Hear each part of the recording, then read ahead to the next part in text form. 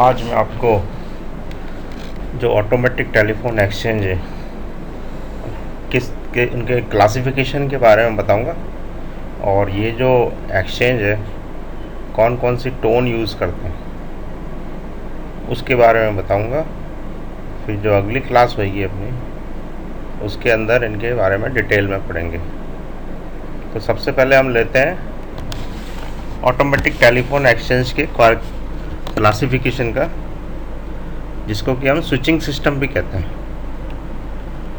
तो ये इस स्लाइड में देख रहे हैं आप, स्विचिंग सिस्टम का एक ट्री डायग्राम है। इसमें आप देख सकते हैं कि स्विचिंग सिस्टम दो पार्ट में डिवाइड किए जा सकते हैं। पहला है मैनुअल और दूसरा है ऑटोमेटिक। तो स्विचिंग सिस्टम बेसिकली दो तरह के होते हैं, पहला मैनुअल और दूसरा ऑटोमेटिक। जो ये मैनुअल स्विचिंग सिस्टम है ये बहुत इनिशियल स्टेज पे यूज़ होते थे, जिसमें सब्सक्राइबर जो है एक्सचेंज में कॉल करता था, अपना नंबर बताता था जिससे बात करनी है उसको, और वहाँ पर जो ऑपरेटर बैठे होते थे वो मैनुअली उस सब्सक्राइबर से कनेक्ट करते थे। तो ये बहुत पुरानी बात है।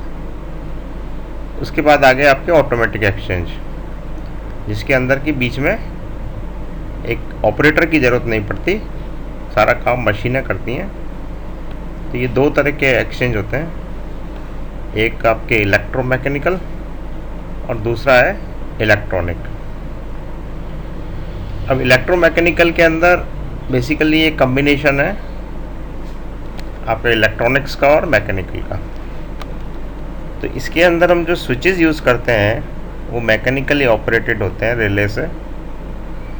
तो दो तरह के ये एक्सचेंज होते हैं इलेक्ट्रोमैकेनिकल, स्ट्राउजर और स्टेप बाय स्टेप, और दूसरा है क्रॉस बार। स्ट्राउजर के अंदर हम एक स्विच यूज़ करते हैं जो कि इलेक्ट्रोमैकेनिकल रिले से ऑपरेट होता है, जिसका मूवमेंट आपका हॉरिजॉन्टल और वर्टिकल डायरेक्शन में हो सकता है। तो ये हॉरिजॉन्टल और वर्टिकल डायरेक्शन में मूव करके जो आपका रिक्वायर्ड कनेक्शन है उससे कनेक्ट हो जाता है। और क्रॉस बार के अंदर हॉरिजॉन्टल और वर्टिकल्स बार होती हैं। उन हॉरिजॉन्टल और वर्टिकल बार्स में आपके इनकमिंग और आउटगोइंग लाइनें होती हैं। तो वो उससे आप सेलेक्ट, अपने आगे पढ़ेंगे इसके बारे में, उसमें आप पर्टिकुलर स्विच को सेलेक्ट करके कनेक्ट हो सकते हैं। ये भी अब यूज में नहीं है आपके इलेक्ट्रोमैकेनिकल टाइप ऑफ एक्सचेंज। तो अब जो ऑटोमेटिक एक्सचेंज यूज में है वो है बेसिकली इलेक्ट्रॉनिक, जिसको कि हम स्टोर्ड प्रोग्राम भी कहते हैं, स्टोर्ड प्रोग्राम कंट्रोल, और शॉर्ट फॉर्म में इसको हम SPC कंट्रोल भी कहते हैं। तो इलेक्ट्रोमैकेनिकल स्विच, स्ट्राउजर और स्टेप बाय स्टेप और क्रॉस बार, ये दोनों ऑब्सोलीट हो चुके हैं, अब ये यूज़ में नहीं आते हैं। केवल electronic type of automatic exchange use में आते हैं। इस electronic type of automatic exchange को हम दो पार्ट में डिवाइड कर सकते हैं। पहला है स्पेस डिवीज़न स्विचिंग और दूसरा है टाइम डिवीज़न स्विचिंग। तो ये दोनों ही आपके कोर्स में है, स्पेस डिवीज़न स्विचिंग और time division switching. Time division switching को भी फर्दर दो पार्ट में डिवाइड कर सकते हैं। पहला है डिजिटल, दूसरा है एनालॉग। तो टाइम डिवीज़न स्विचिंग दो तरीके से हो सकती है, डिजिटल फॉर्म में और एनालॉग फॉर्म में। अब इसमें भी जो डिजिटल टाइम स्विचिंग है उसको हम तीन पार्ट में डिवाइड कर सकते हैं। ये तीनों आपके कोर्स में, टाइम डिवीज़न स्विचिंग भी दोनों डिजिटल एनालॉग कोर्स में, स्पेस डिवीज़न स्विचिंग भी कोर्स में है। तो डिजिटल स्विचिंग को हम, डिजिटल टाइम डिवीज़न स्विचिंग को तीन पार्ट में डिवाइड कर सकते हैं, जिसमें पहला है स्पेस स्विच, दूसरा है इसमें टाइम स्विच, और तीसरा है इसमें कॉम्बिनेशन स्विच। अब इन कॉम्बिनेशन स्विच के अंदर हम स्पेस टाइम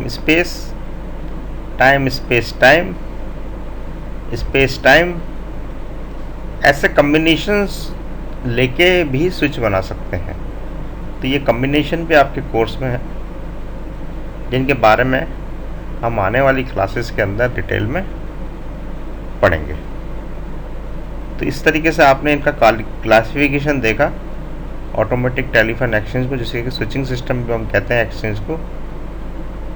ब्रॉडली 2 भागों में डिवाइडेड किया था इनको, मैनुअल और ऑटोमेटिक। ऑटोमेटिक के अंदर 2 पार्ट थे, इलेक्ट्रोमैकेनिक और इलेक्ट्रॉनिक। इलेक्ट्रोमैकेनिकल के 2 पार्ट थे, स्ट्राउजर और स्टेप बाय स्टेप और फॉस्फर। ये electromechanical type of telephone exchange अब ऑब्सोलीट हो चुका है, ये कहीं भी यूज़ में नहीं होता है।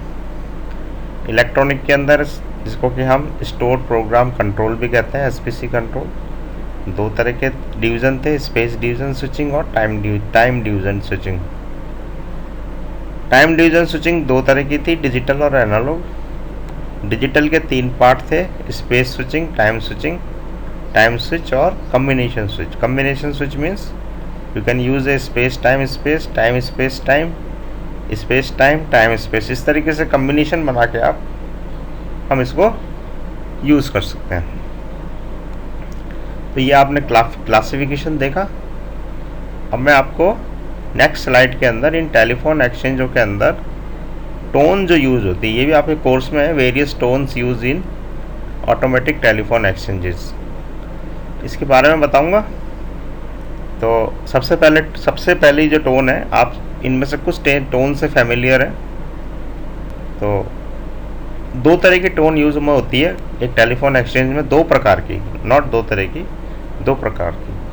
पहली जो टोन होती है वो सिग्नलिंग टोन होती है, जो कि सिग्नलिंग से रिलेटेड होती है, और दूसरी टोन होती है सब्सक्राइबर रिलेटेड सिग्नलिंग फंक्शन। तो जो सिग्नलिंग टोन होती है उसमें सिग्नलिंग फंक्शन इस्टेब्लिशमेंट के काम आती है, जिसके अंदर है आपके establishing, maintaining and releasing telephone conversation. तो ये सिग्नलिंग के काम आ रही है, ये सब्सक्राइबर के काम नहीं आ रही। ये टेलीफोन एक्सचेंज से रिलेटेड टोन है, सिग्नलिंग टोन, और it is implemented using tones in automatic switching system. तो सिग्नलिंग टोन में क्या क्या हो गया, एक कॉल इस्टेब्लिश करने के लिए, मेंटेनिंग के लिए और रिलीजिंग टेलीफोन कन्वर्सेशन के लिए जो टोन होती है उसको हम सिग्नलिंग टोन कहते हैं। दूसरा इसका प्रकार है सब्सक्राइबर रिलेटेड सिग्नलिंग फंक्शन। जो टोन काम आ रही है सब्सक्राइबर रिलेटेड सिग्नलिंग फंक्शन के, वो कैसे कैसे काम आ सकती है। पहला है इसमें respond to calling subscriber to obtain identification of the call party. Call party को आइडेंटिफिकेशन करने के लिए, और जो रेस्पॉन्ड आ रहा है उसका कॉल सब्सक्राइबर का, उसको आइडेंटिफिकेशन करने के लिए हम ये टोन यूज़ कर सकते हैं। दूसरा तरीका क्या है, inform calling subscriber that call is being established. Calling subscriber को ये बताने के लिए कि कॉल लग चुका है, आप एक टोन यूज़ करते हैं। तीसरा है इसमें जो कॉल्ड सब्सक्राइबर है उसको ये बताने के लिए कि आपसे कोई संपर्क करना चाहता है, तो उसके लिए हम जो टोन यूज़ करते हैं उसको कहते हैं ring bell of the call party. तो ये टोन आपकी कॉल पार्टी की रिंग बेल करती है। दूसरा है अगर कॉल पार्टी बिजी है तो इसको इन्फॉर्म करने के लिए एक विशेष तरह की टोन अपन यूज़ करते हैं, जिसको कि हम कहते हैं this inform the calling subscriber that call party is busy. Call party busy को समझाने के लिए भी एक टोन है, आगे पढ़ेंगे हम किस तरह की टोन है वो। और दूसरा, एक तो बिजी होता है और दूसरा है कि वो जो कॉल पार्टी है वो उपलब्ध नहीं है, तो अनऑप्टिमेबल टोन भी आपको आती है फ़ोन के अंदर। तो ये कई तरह की फ़ोन है, सब्सक्राइबर रिलेटेड फ़ोन, और जो है करीब करीब 5 तरह की टोन है ये। तो 5 तरह की टोन ये पढ़ेंगे कि इनमें कौन सी फ्रीक्वेंसी यूज़ करते हैं और किस तरह की वेवफॉर्म यूज़ करते हैं। तो पहली टोन इसके अंदर आप इस स्लाइड में देख रहे हैं, डायल टोन। डायल टोन क्या होता है, जब भी हम टेलीफोन रिसीवर उठाते हैं आपको एक टोन की आवाज़ आती है। अगर टोन नहीं है, उसमें कोई भी टोन नहीं है, तो इसका मतलब फ़ोन डेड है। डायल टोन पे ही आप फ़ोन पे डायलिंग कर सकते हैं। अगर डायल टोन फ़ोन में प्रेजेंट नहीं है तो यू कांट डायल, इसलिए इसको अपन डायल टोन कहते हैं। और ये डायल टोन क्या होती है बेसिकली, इसकी फ्रीक्वेंसी या तो 33 हर्ट्स होती है, या 50 हर्ट्स होती है, या 400 हर्ट्स होती है। तो 3 तरह की डायल टोन यूज़ कर सकते हैं हम, 33 हर्ट्स, 50 हर्ट्स और 400 हर्ट्स। और ये कंटिन्यूस वेव होती है, कंटिन्यूस वेव होती है, जैसा कि आपको इस फिगर में दिखाई दे रहा है। It is a continuous wave of 33 hertz और 50 हर्ट्स और 400 हर्ट्स। तो हम भी जब भी फ़ोन उठाते हैं हमें जो टोन सुनाई देती है वो डायल टोन है। और आपने नोट किया होगा वो टोन बिल्कुल एक सी रहती है, उसमें कोई बीच में इंटरप्शन नहीं होता, कोई भी फ्रीक्वेंसी चेंज नहीं होती। It is a continuous tone of either 33 और 50 और 400 hertz. It depend on the telephone exchange. तो ये हो गई डायल टोन। उसके बाद जो दूसरी टोन है वो है रिंगिंग टोन। तो रिंगिंग टोन में क्या है, बेसिकली जो कॉल पार्टी है उसको ये टोन भेजी जाती है जिससे उसका फ़ोन में एक टोन बजने लगती है। So in indicated to the calling party by 2 short pulse tone in a set. तो इसमें क्या होता है, इसमें 0.4 सेकेंड के 2 पल्स आते हैं और वो सेपरेट किससे हैं, 0.2 सेकेंड से सेपरेट होते हैं। तो आप देख रहे हैं इसके अंदर 0.4 सेकेंड, जैसा कि फिगर में देख रहे हैं आप, 0.4 सेकेंड के दो टोन आई है ड्यूरेशन की, और उनके बीच में जो गैप है वो 0.2 सेकेंड का है। इसकी फ्रीक्वेंसी जो है 133 हर्ट्स या 400 हर्ट्स होती है। ये हम फ्रीक्वेंसी इसमें यूज़ कर सकते हैं। इसके अलावा बिजी टोन होती है। बिजी टोन के अंदर बर्स्ट विद और gap with both are same, 0.75 second और 0.375 सेकेंड। ये बिजी टोन जो मैंने बताया आपको अभी फिगर सी के अंदर बता रखा है, जो it is A 400 hertz birds, और इसमें 0.75 सेकेंड का ड्यूरेशन है, ऑफ पीरियड और ऑन पीरियड। जब टोन आ रही है, जब भी पीरियड कितने का है, 0.75 सेकेंड का, और जब टोन नहीं है तब भी कितना पीरियड है, 0.75 सेकेंड। देख रहे हैं आप फिगर में, फिगर दिया हुआ है इसका, this is a busy tone. और इसकी फ्रीक्वेंसी भी कितनी है, इसकी फ्रीक्वेंसी भी 400 हर्ट्स है। तो आपने डायलिंग टोन सुन ली, देख ली, बिजी टोन देख ली। और तीसरी तरह की टोन है नंबर अनऑब्टेनेबल टोन। ये क्या है, it is a continuous tone. आपने कभी डायल किया होगा तो देखा होगा, अगर सामने वाला मिल नहीं रहा तो आपको एक कंटिन्यूस टोन सुनाई देती है, और ये कंटिन्यूस टोन 400 हर्ट्स की होती है। जैसे कि आप फिगर में देख रहे हैं, it is a continuous tone of 400 hertz. Number उपलब्ध नहीं है, अनऑब्टेनेबल है, तो ये टोन आपको सुनाई देती है। तो ये 3 तरह की टोन हो गई। जो चौथी टोन है इसके अंदर वो है call in progress tone. Call आपका प्रोग्रेस में है, अभी जैसे कॉल लग रहा है, एकदम रिंग नहीं गई, एक तो रिंग बैक टोन आएगी आपके पास अगर रिंग चली गई तो।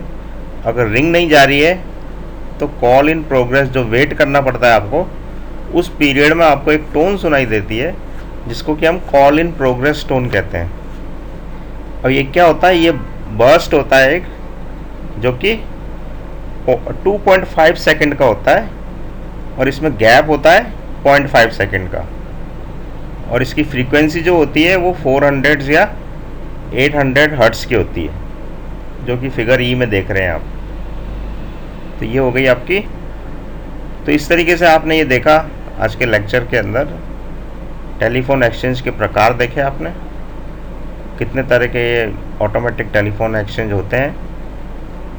Digital telephone exchange, analog telephone exchange, electromechanical telephone exchange, और उसके बाद आपने इन फ़ोन के अंदर जो टोन यूज़ होती है उनके बारे में पढ़ा। अगली क्लास में हम इनके डिटेल इनके बारे में पढ़ेंगे। तो थैंक्स अ लॉट, सुनने के लिए धन्यवाद।